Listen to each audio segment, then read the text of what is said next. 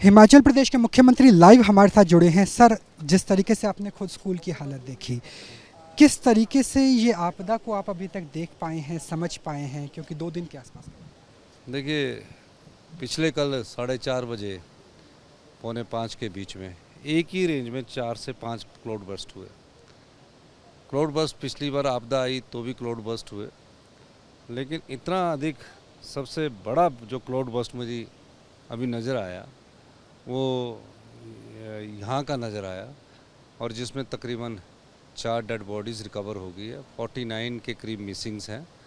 और जिस प्रकार का क्लाउड बर्स्ट है तो जो मिसिंग है उनकी उम्मीद कम होती जा रही है। सर, पिछली बार भी मैं शिमला में मौजूद था जब त्रासदी आई थी, लेकिन हमने सबक क्या लिया? चाहे केंद्र सरकार हो, राज्य सरकार हो, नदी के आसपास अभी भी निर्माण हो रहा है। नहीं, निर्माण नहीं है, ये तो 40-40, 50-50 साल से पुराने घर है। ये तो नाला है, ये नाला था, नाले सतलुज से की सहायक नदी कहा जाता है। नहीं, नाला है। हमारे यहाँ पहाड़ों में तो नाले हर जगह होते हैं। हाँ जी। यहाँ 40-50 साल से रहे थे। पानी जब ज़्यादा आ गया क्लाउड बर्स्ट के कारण, जो कि अब 40-50 फुट ऊपर तक आ गया, तो इन्होंने कभी कल्पना भी नहीं की होगी। ये पूरा नाला, पूरा ये कल्पना की होगी उन्होंने कि इतने बड़े पहाड़ पत्थर है। तो निश्चित तौर पर मैं कह सकता हूँ कि हमने तो नाले के किनारे बसने वालों को 50 मीटर तक का हमारे नियम है, और नदी के 100 मीटर है। लेकिन क्लाउड बर्स्ट का कुछ पता थोड़ी होता। नदी नाले स्कूल के बह किनारे गया है, अस्पताल मैं एक एक और छोटा। आपको स्पष्ट कर दूं, नदी नाले के किनारे वाले घर ही नहीं गए हैं। जहां क्लाउड बर्स्ट नदी नाले से कोई 200 मीटर ऊपर भी हुआ, वहां भी घर बहे हैं, क्योंकि क्लाउड बर्स्ट का इतना ज़्यादा पानी आता है जब बिजली कड़कती है। पर ये क्लाउड बर्स्ट से भी बड़ा, सबसे बड़ा क्लाउड बर्स्ट होगा। हमें और केंद्र सरकार को इसमें क्लाउड बर्स्ट क्यों इतने ज़्यादा हो रहे हैं पहाड़ी क्षेत्रों में, इस पर अध्ययन करने की जरूरत है। सर, वायनाड में भी हमने ये स्थिति देखी थी, यहाँ भी हम लगातार स्थिति देख रहे हैं। केंद्र सरकार से किस तरह की मदद की आपको उम्मीद है? देखिए, केंद्र सरकार, गृह मंत्री जी से बात हुई है, प्रधानमंत्री जी ने भी कहा है, तो नेचुरली केंद्र सरकार ने सभी प्रकार की सहायता का आश्वासन दिया है। अभी तो सहायता से पहले कोई जान बच सकती है, हमारा ध्यान उस तरफ है। और मोदी जी और अमित शाह क्या बोले? नहीं, उन्होंने बोला कि किसी भी प्रकार की सहायता है। अमित शाह जी ने मुझसे फ़ोन पर बात की है कि किसी प्रकार की भी सहायता की ज़रूरत होगी, आप मुझे किसी भी समय 24 घंटे आप मुझे फ़ोन कर सकते हैं।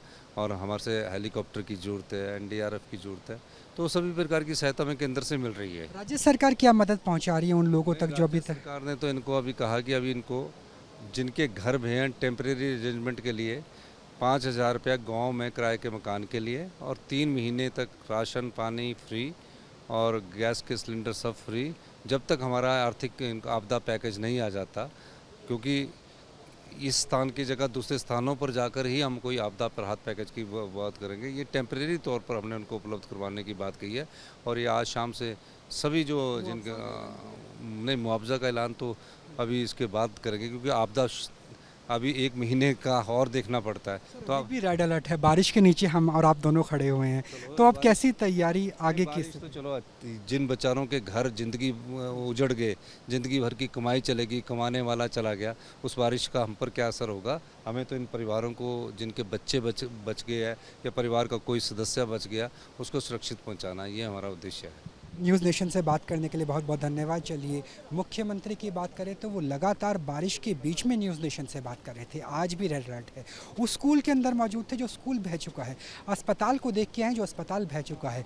और ऐसी स्थिति में उनका कहना है, अमित शाह से मेरी फ़ोन पे बात हुई है, राज्य और केंद्र सरकार मिलकर काम करे, ये बेहद ज़रूरी हो जाता है। मुआवजे का ऐलान किया गया है, 3 महीने तक जो रेंट है वो नहीं लिया जाएगा, और कोशिश अभी भी राहत बचाव की लगातार जारी है। कैमरा सहयोगी जयराम के साथ Rahul Dabas, news nation, Rampur, Himachal Pradesh. News nation अब व्हाट्सएप पर खबरों की ताजा अपडेट के लिए न्यूज नेशन के इस क्यूआर कोड को स्कैन करें